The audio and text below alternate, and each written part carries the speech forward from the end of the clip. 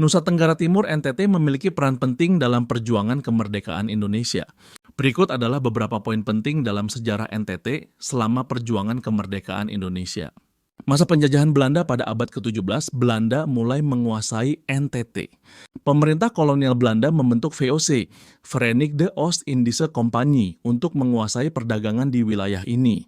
Perlawanan rakyat NTT melakukan perlawanan terhadap penjajahan Belanda. Perlawanan ini dipimpin oleh tokoh-tokoh seperti Raja Roti dan Raja Amarasi. Masa pergerakan nasional pada awal abad ke-20, pergerakan nasional mulai berkembang di NTT. Tokoh-tokoh seperti Frans Seda dan W.J. Lala-Mentik menjadi pemimpin pergerakan nasional di NTT.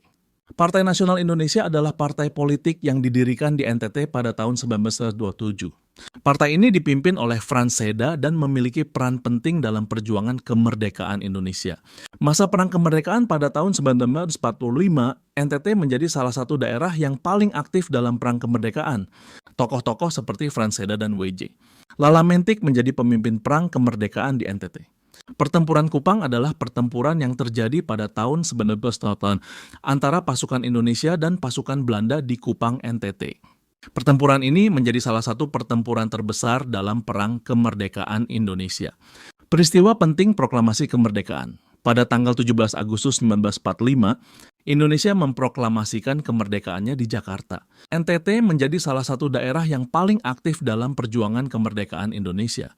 Pengakuan kedaulatan. Pada tanggal 27 Desember 1949, Belanda mengakui kedaulatan Indonesia. NTT menjadi salah satu daerah yang paling penting dalam perjuangan kemerdekaan Indonesia. Dengan demikian, NTT memiliki peran penting dalam perjuangan kemerdekaan Indonesia. Semoga informasi ini dapat memberikan gambaran yang jelas tentang sejarah NTT selama perjuangan kemerdekaan Indonesia.